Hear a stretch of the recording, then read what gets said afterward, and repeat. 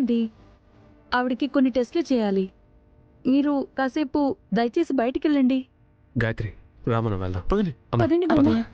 పదండి.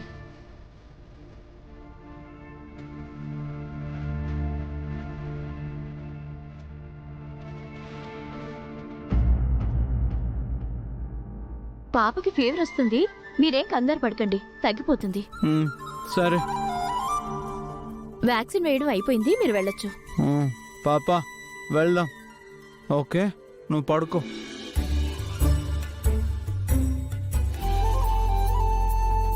డాక్టర్ వాళ్ళు వెళ్ళిపోయారా? నీకెంతలా చెప్పానమ్మా కదలొద్దు మెదలొద్దని. అయినా అలా ఎలా తుమ్మావు? ముక్కు మీద వెంట్రుకలు పడితే తుమ్మురాదా? నేనేమైనా కావాలని తుమ్ముతానా డాక్టర్? సమయానికి నాకు ఐడియా వచ్చింది కాబట్టి కవర్ చేశాను. లేకపోతే ప్లాన్ మొత్తం బయటపడిపోయేది. ఇప్పుడు ఏం చేద్దాం డాక్టర్? సరే, నువ్వు లోపలే ఉండు, ఎటు వెళ్ళకు. నేను బయటికెళ్ళి వాళ్ళకేదోటి చెప్పొస్తాను. తర్వాత ఏం చేయాలో ఫణిగారు చెప్తారు. సరే వెళ్ళండి.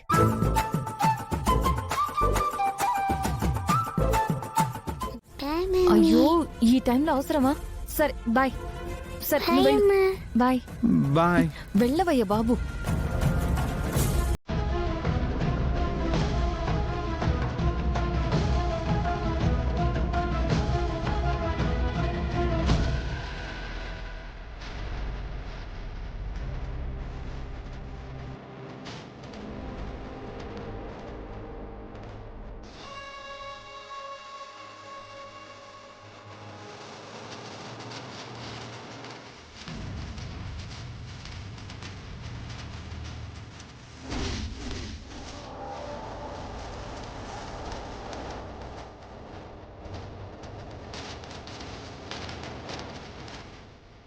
ఏ సత్య, నిన్ను కదలకుండా యాక్టింగ్ చేయమంటే నువ్వు ఎందుకు తుమ్మావు?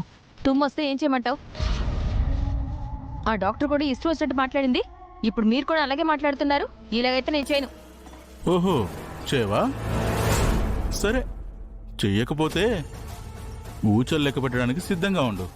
సర్లే బాబు, నేనేం కావాలని తుమ్మలేదు. తుమ్మొచ్చింది, తుమ్మేస్తానంతే. అరవకు, గట్టిగా అరవకు, అందరూ బయటే ఉన్నారు. ఇప్పుడు ఏం చేద్దామంటారు? ఏమో, నిన్ను ఇలాగే స్పృహలో లేకుండా కోమాలోనే ఉంచేసి అన్ని ట్రైనింగ్ ఇస్తూ నువ్వు పర్ఫెక్ట్గా త్రిపురలో అయిన తర్వాత ఇంటికి తీసుకెళ్దాం అనుకున్నాను.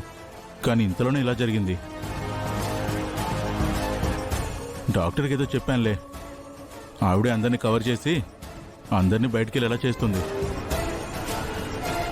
చూడండమ్మా, 2 years తర్వాత తను కోమాలో నుంచి బయటకు వచ్చింది. తనకి ప్రాపర్గా ట్రీట్మెంట్ జరగాలి. అలా జరగని పక్షంలో మళ్ళీ తిరిగి కోమాలోకి వెళ్లే ప్రమాదం ఉండొచ్చు.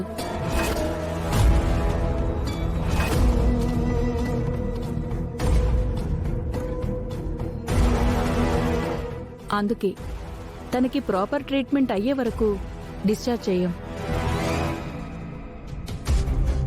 మీరు పేషెంట్ని చూడాలనుకుంటే అప్పుడప్పుడు వచ్చి చూసుకోవచ్చు, కానీ ఇక్కడ ఉండకపోవడం బెటర్ అని నా సజెషన్.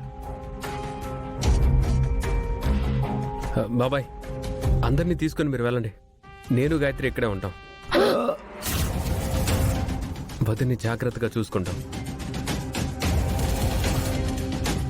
అవునత్తయ్య గారు, నేను మా అక్క దగ్గరే ఉంటాను.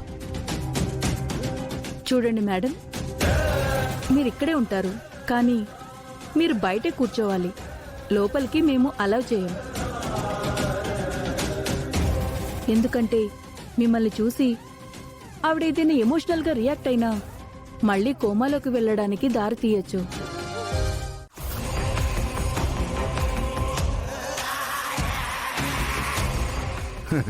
చూసావారా, వారసుడు వంశోద్ధారకుడు అనగానే ఎంత సంతోషపడిపోతున్నారు.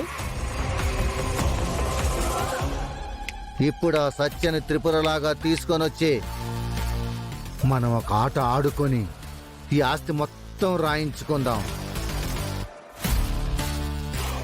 మన ప్లాన్ ఏంటో వాళ్లకు తెలియదు.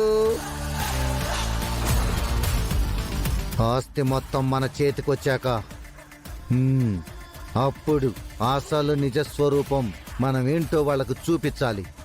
అవును నాన్న, కానీ ఆ సత్యని మనం త్రిపురలాగా మార్చాలి. హాస్పిటల్లో వీళ్ళెవ్వరూ కూడా తన దగ్గరికి రాకుండా చూసుకోవాలి. తన కట్టు బొట్టు వేషం భాష పద్ధతి తీరు అన్నీ మార్చాలి. ఇది చాలా కష్టమైన పని పని. ఆ సత్యం చూసావు కదా, మనం చెప్పేదొకటి తను చేసేదొకటి. నాకేం అర్థం కావట్లేదు. ఎక్కడ దొరికేస్తామేమోనని భయం వేస్తుంది. అయ్యో అమ్మా! అత్తయ్య, ఏంటి నన్ను కొట్టావు? కొట్టక అన్ని అపశకునపు మాటలు. మనం చేసే పని సక్సెస్ అవ్వాలని కోరుకో, అంతేగాని డిసప్పాయింటింగ్ గా మాట్లాడి అందరినీ కంగారు పెట్టి భయపెట్టుకో.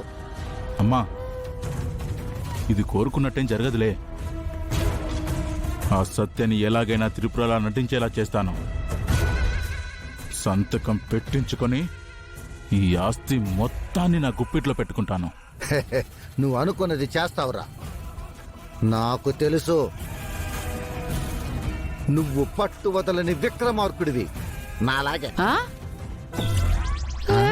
థూ. ఏంట్రా ప్రతిసారి దీని లాస్ట్ ఎక్స్ప్రెషను? సరే, నువ్వు ఎండి అయినట్టే.